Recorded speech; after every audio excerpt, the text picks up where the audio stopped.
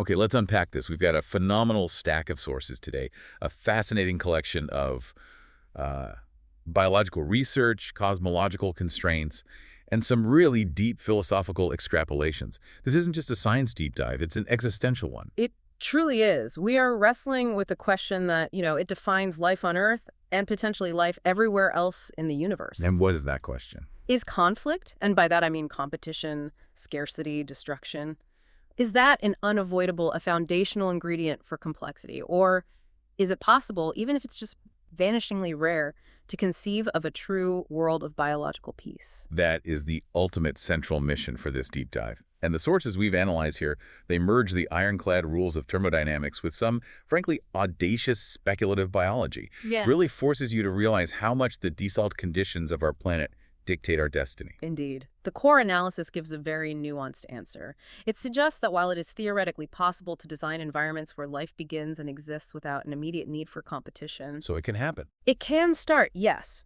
but maintaining that peace, that requires conditions so specific, so rare, that they fundamentally defy the laws of physics and evolutionary biology as we usually observe them. And crucially, as we're going to explore, escaping that conflict might lead to eternal survival, but it almost certainly guarantees eternal simplicity. A powerful trade-off, a very powerful one.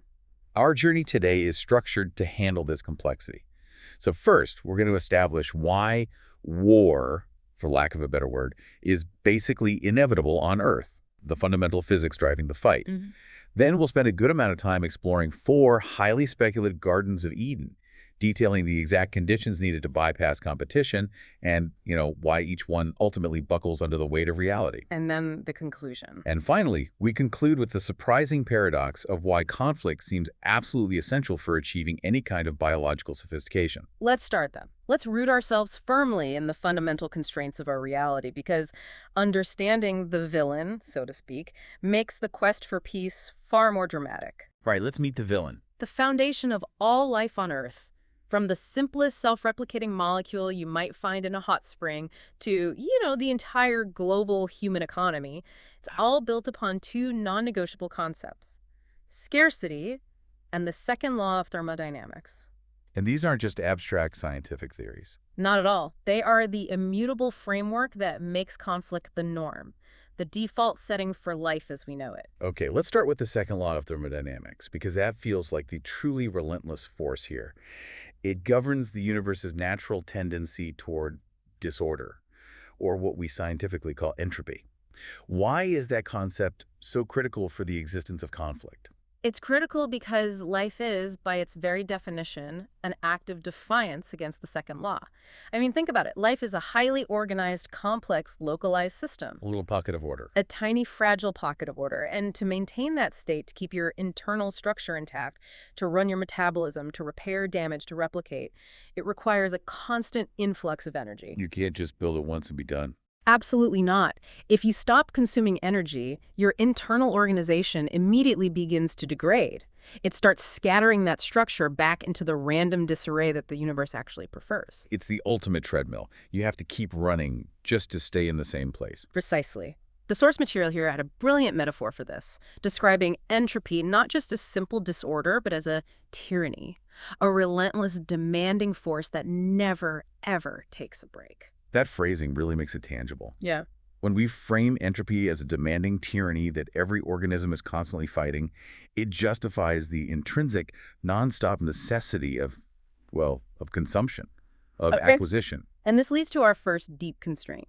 Absolute peace, meaning a state where no energy or resources being fought for or acquired, is thermodynamically impossible for any self-sustaining complex system. Because life has to be aggressive. It has to aggressively acquire and process energy just to survive the present moment. That is the first massive hurdle we have to overcome to even imagine a peaceful world. Okay, so that sets up the energy requirement. The second hurdle is the practical reality of scarcity, which applies to the actual stuff required to build life, the matter. Correct. Let's look back at the initial conditions of early Earth, the so-called primordial soup. Even in the most chemically rich scenarios you can imagine, the primitive environment had a limited, finite, accessible quantity of life's essential building blocks. Things like amino acids, nucleotides, carbon molecules. Exactly. Phospholipids for membranes, metallic ions for enzymes, all of it.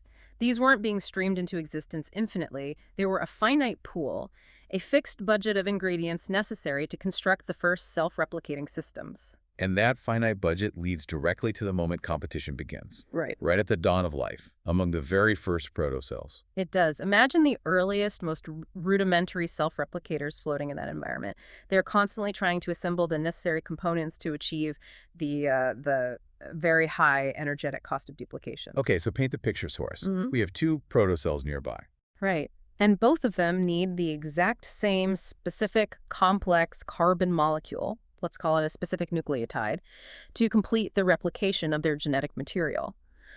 But there's only one such molecule available in their immediate vicinity. It's the ultimate bottleneck. It is. This is where selective pressure kicks in, not through violence, not through conscious struggle, but through simple efficiency. Okay. The protocell that possesses even a microscopic advantage, maybe a more efficient membrane receptor, or a slightly faster internal chemical reaction, or just, being a tiny bit closer, that's the one that captures the single molecule. And it gets to replicate. It survives the generational hurdle. It does. And the Something other, happens to it. deprived of that key ingredient, it stalls, it fails to replicate, and eventually, succumbing to that tyranny of entropy we talked about, it just breaks down. Its material gets recycled, but its lineage, its specific form, disappears. So competition doesn't start as some grand, violent struggle. It starts as an utterly passive contest over a finite, necessary resource.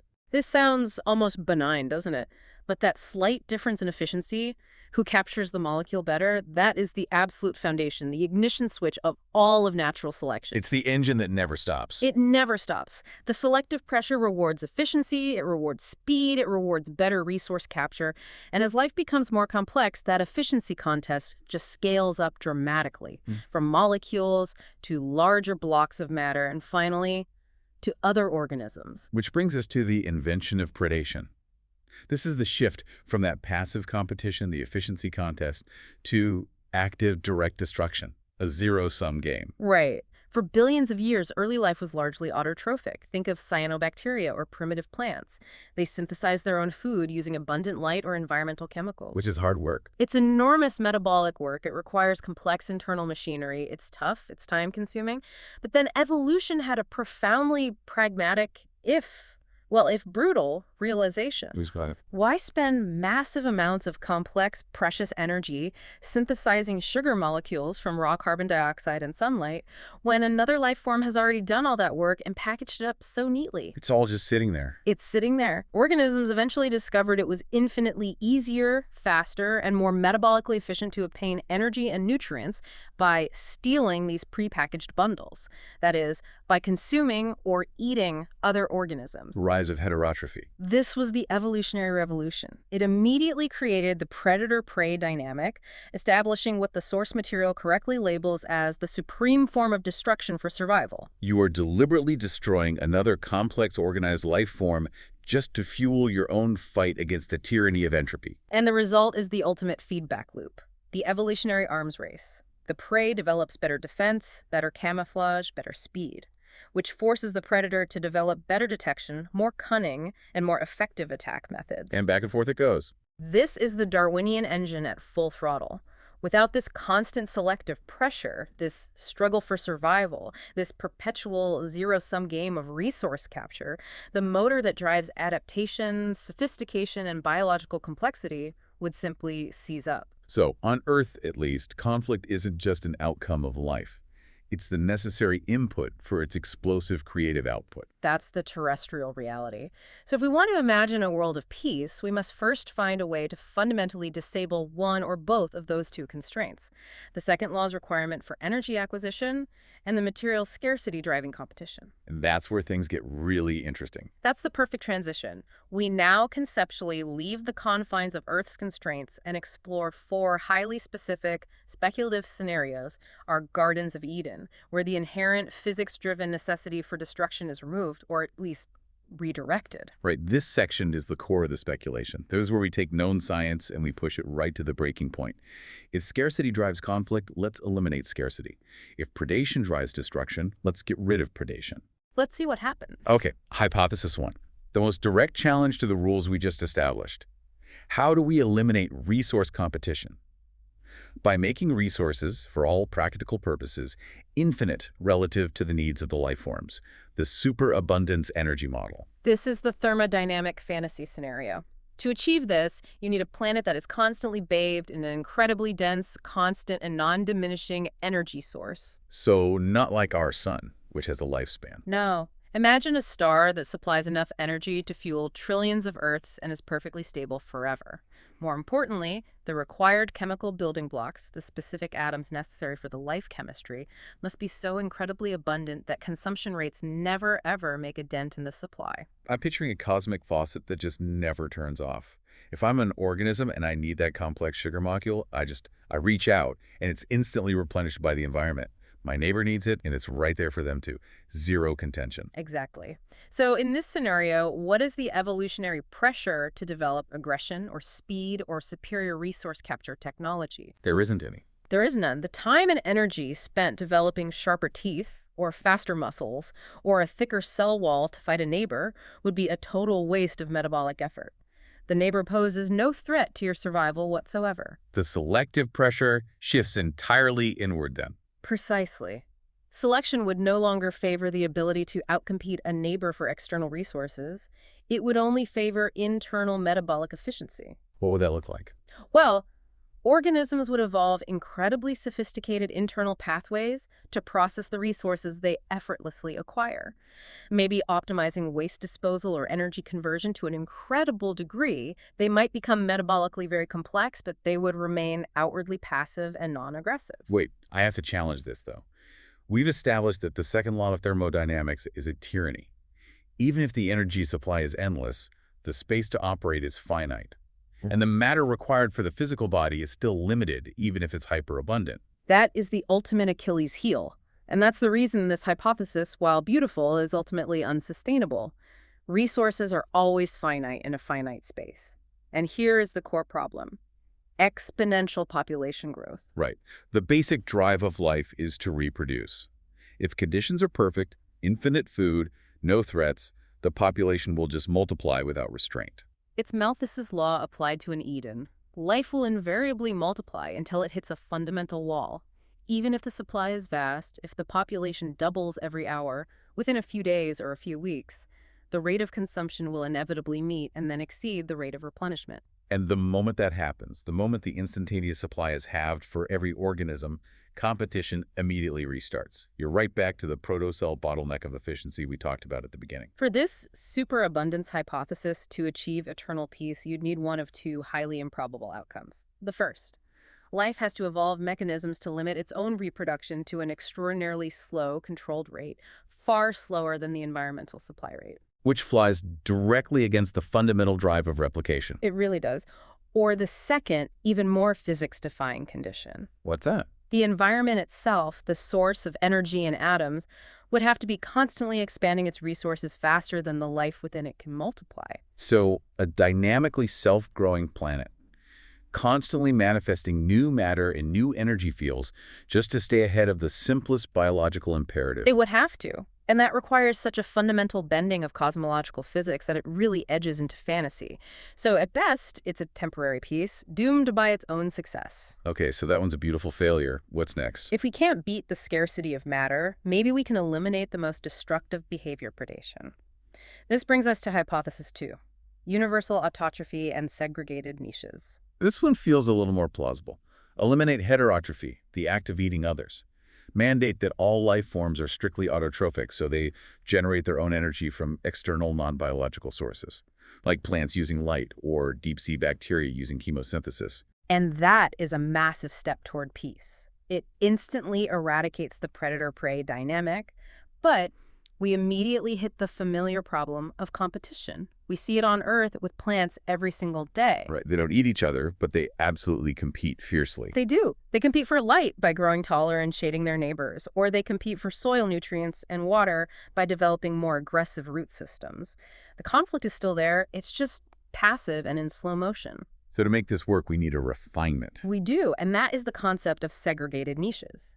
To prevent competition entirely, organisms must utilize a distinct, specialized source of energy or nutrient spectrum that others simply do not use or cannot access. They need to occupy the same physical space but be metabolically invisible to each other in terms of their resource needs. Exactly. Let's paint a detailed picture of that world. Imagine a star that's emitting a very broad spectrum of light. And the planet has highly diverse chemical inputs from, say, volcanic activity. So, species A, a photosynthesizer, evolves only to capture ultraviolet light. And it relies exclusively on a specific trace mineral, let's say vanadium. Got it. Vanadium and UV light. That's its whole diet. Now, species B, existing right next to it, has evolved a completely different set of pigments. It lives exclusively off infrared light and requires selenium. So they're standing side by side, occupying the same cubic meter of space, but they're drawing on entirely different menus, different inputs, different energies. Species A's food is completely useless to species B and vice versa. This creates a beautifully layered, technically peaceful ecosystem where the resources are partitioned. If you have enough distinct energy sources, red light, blue light, infrared, geothermal vents, chemical plumes, maybe even gravitational effects, you could theoretically create enough segregated niches for a vast array of life to thrive without ever competing for the same primary input. But the analysis here points out two major limitations. First, they would still compete for basic, non-specialized necessities, right? Absolutely. They still need water. They still need physical space to anchor themselves. They still need basic structural carbon atoms and specific temperature gradients to function. If the competition for these foundational elements becomes fierce, the peaceful segregation just collapses. And the second, deeper problem. It goes back to the ingenuity of evolution itself, the drive to fill every available niche. The moment one of those unique niches opens up, say, species B, our infrared selenium user, goes extinct due to some localized environmental disaster, all that infrared light and all that selenium is just sitting there unused. it becomes an available resource. And since life is inherently flexible, a mutation in species A, which currently only uses UV light and vanadium, will eventually arise that allows it to utilize a slightly different wavelength or to process a different mineral. And the moment that happens, that mutated lineage of species A gains a massive evolutionary advantage. It's now tapping into a suddenly superabundant resource pool left behind by species B. And the peaceful equilibrium immediately collapses. It gives way to explosive competitive diversification as the new mutant tries to fill that vacant spot. The very plasticity of life, its drive to constantly innovate and adapt, is the ultimate enemy of this peaceful, segregated state. It's like life just can't help itself. It has to compete. Okay, so on to the third idea. This next one shifts the focus from physics and resources to biology and behavior. It asks, what if the fundamental default response to encountering another life form isn't to fight, but to merge and collaborate?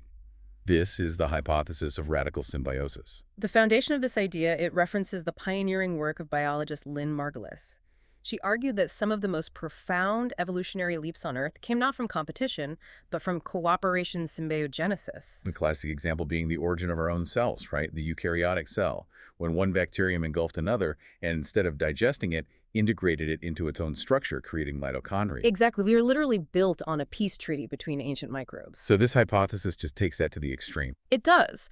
The radical element here is imagining a world where the evolutionary barrier for fusion, cooperation, and complex integration was much, much lower than the barrier for competition or digestion.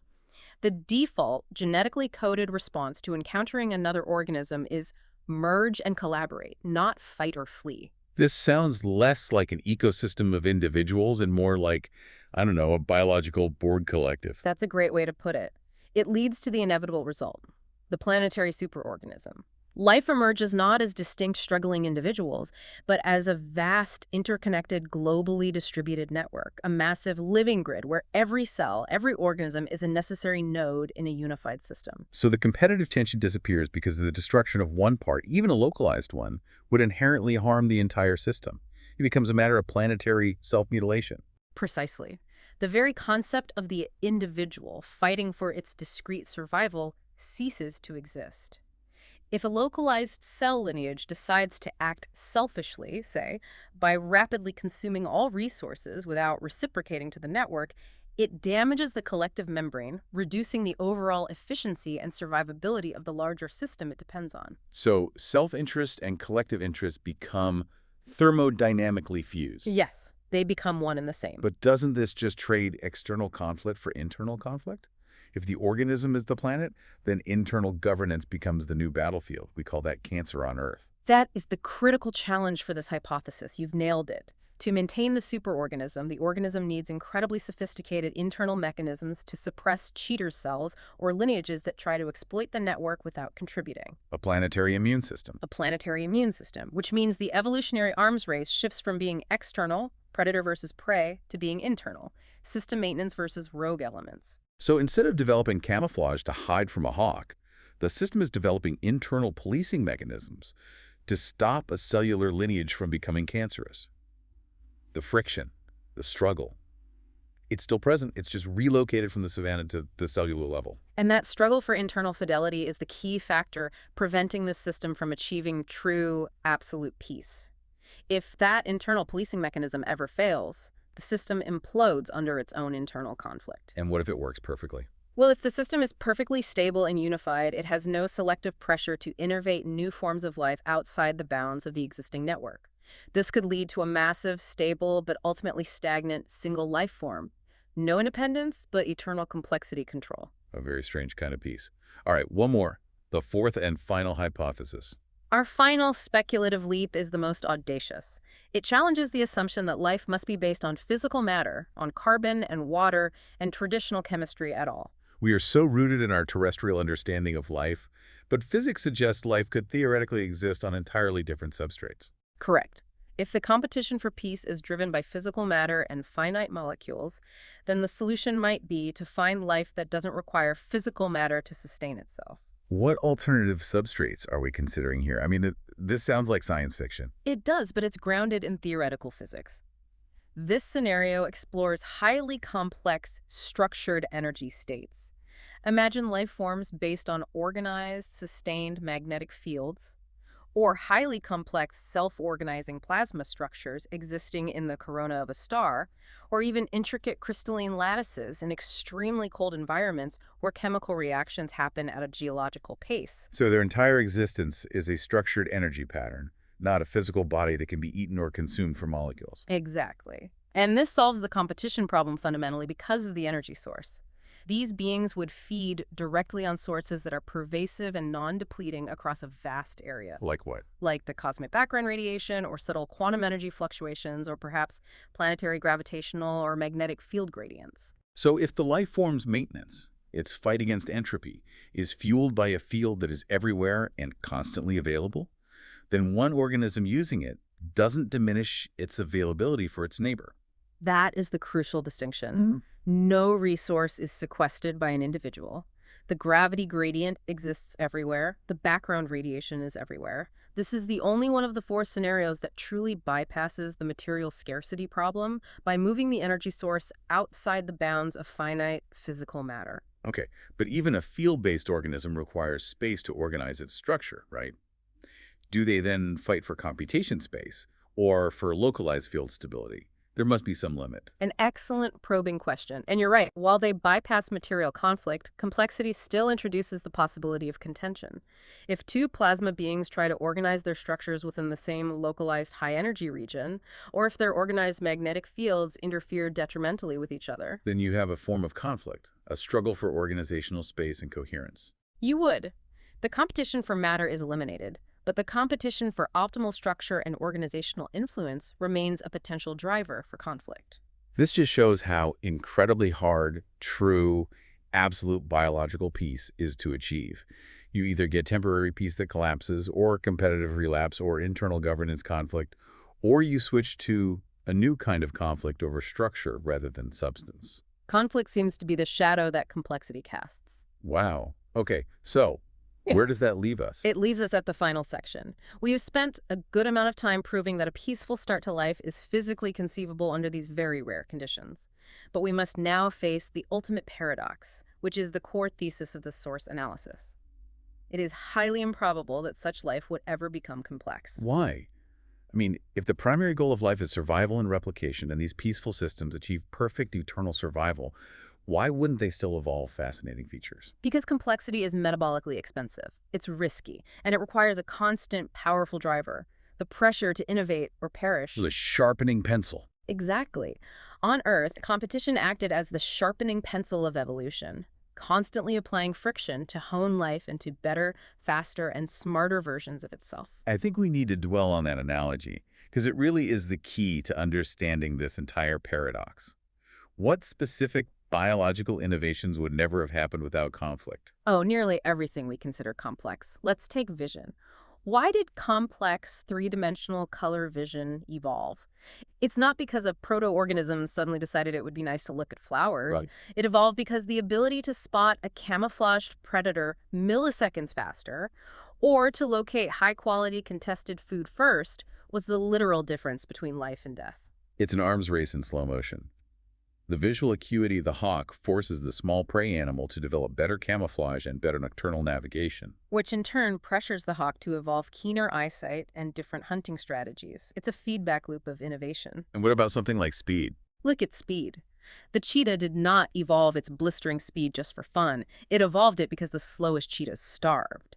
The gazelle, in turn, only maintained its endurance and agility because the slowest gazelles were eaten. So that constant zero-sum struggle between two species fueled the expenditure of massive metabolic resources required to build faster muscles, more complex nervous systems, better circulatory infrastructure, all of it. All of it. So, in a world without dispute, a stagnant peace where everyone possesses everything they need and no one poses a threat, the selective pressure to innovate, to be better than the competitor, simply disappears. Why bother? Why bother spending the enormous metabolic energy required to develop better eyes, stronger legs, or a massive, energy-hungry brain?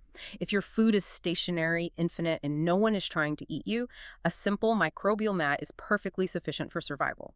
Why take the evolutionary risk of complexity? And complexity is dangerous too. A complex organism requires more energy. It has more points of failure. It takes longer to mature. If there's no immediate reward, no survival advantage to offset that immense risk, life will just default to the simplest, most robust form that ensures persistence. And that world would be inhabited by simple, slow-moving life forms that change very little over billions of years. They survive, certainly, but they remain microbially or minimally complex. The status quo is just too comfortable to necessitate the dramatic, costly, and risky innovations that define Earth's vibrant biodiversity. This analysis connects this biological constraint directly to concepts far beyond biology, moving into existential philosophy and systems theory, specifically the idea of anti-fragility.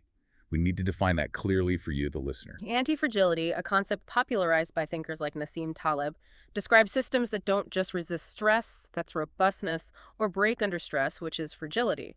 It describes systems that improve because of stress, chaos, and disorder. They need friction to function optimally. So friction isn't just something to be avoided. It's a necessary nutritional input for growth and refinement. That's a great way to put it.